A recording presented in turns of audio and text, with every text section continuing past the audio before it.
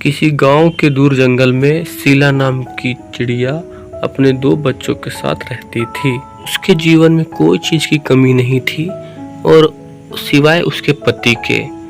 वो अपने बच्चों को बहुत प्यार करती थी और उनके पिताजी का भी प्यार वो खुद ही दिया करती थी।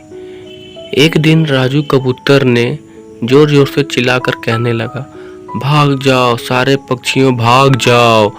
यहाँ अगर अपने बच्चों को और खुद को जिंदा रखना चाहते हो तो भाग जाओ, भाग जाओ।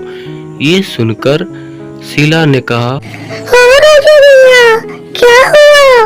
आप इतना चिल्ला क्यों रहे हो? कुछ गड़बड़ है क्या?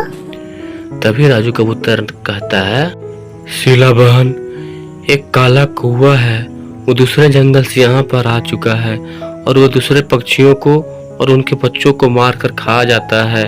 इसीलिए मैं कह रहा था भाग जाओ, भाग जाओ, क्योंकि कल उसने मेरे बच्चों को ही मार दिया है। ये सारी बातें होने के बाद शीला देखती है काला कौवा एक पक्षी के बच्चे को अपने मुंह में दबाए जा रहा था।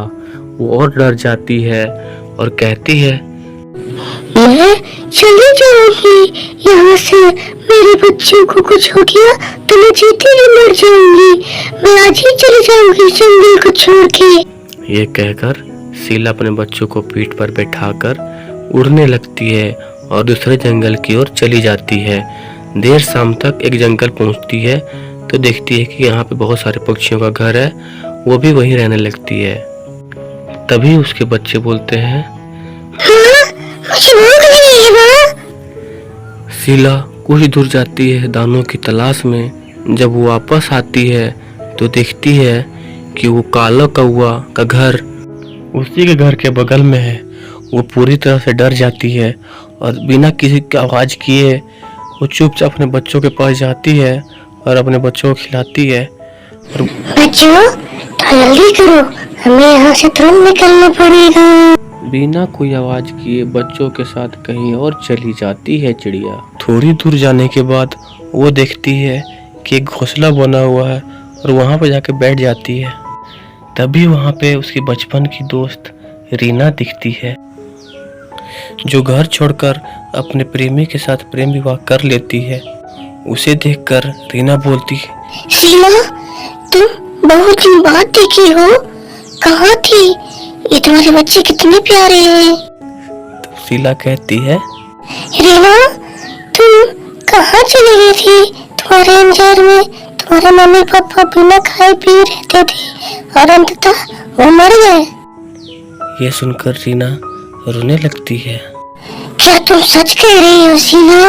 हाँ, मेरे मम्मी पापा मर ही गए। आगे रीना कहती है, शीला, मैं जिस दिन से प्रेम विवाह किया है उस दिन से आज तक मैं खुश नहीं रह पाई हूँ। लगता है मेरे माँ बाप का श्राप मुझे लग गई है। पता नहीं क्या हो गया ये। दोनों देर रात तक बात करते हैं और अगले दिन दोनों मिलकर बच्चों के लिए दाना चुगने जाते हैं। तभी बच्चों के पास काला कौवा आ जाता है और बोलता है, तुम लोग कौन हो? मैं मेरी मम्मी के साथ आया हूँ। काला कौवा सोचता है, ये बच्चे तो बहुत प्यारे हैं और लजीज भी। आज का नाश्ता तो इन्हें खाकर ही पूरा करूंगा। इतना सोचते ही उसने एक बच्चे को अपने मुंह में दबा लिया। जैसे ही उसने बच्चे को दबाया मुंह में, शीला ने दूर से ही चाकू फेंका और कालू कौवा वहीं तड़प कर मर गया। तभी वहाँ उसकी दोस्त रीना आ जाती है और बोलती, शीला, तुमने ये क्या किया? तुमने मेरे पति को ही मार दिया। तभी शीला उसे पूरी बात बताती है, किस तरह कालू कौवा ने उसे बच्चे को मुंह में दबाया था। तब रीना कहती है, जानती हूँ मैं इस काले कौवे की करतूत। आज इसका पापा बड़ा पुतना ही था। ये बहुत क्रूर था ये। शीला, तुम चली जाओ यहाँ से। मैं नहीं चाहती तुम खूनी की तरह यहाँ पे रहो। मैं तुम्हें माफ करती हूँ क्योंकि कालू कौवा तो था ही क्रूर। शीला अपने बच्चों के साथ वापस उसी जंगल में चली जाती है, क्योंकि अब तो कालू कौवा का डर खत्म हो गया था और खुशी खुशी वहां पे अपने बच्चों के साथ रहने लगी।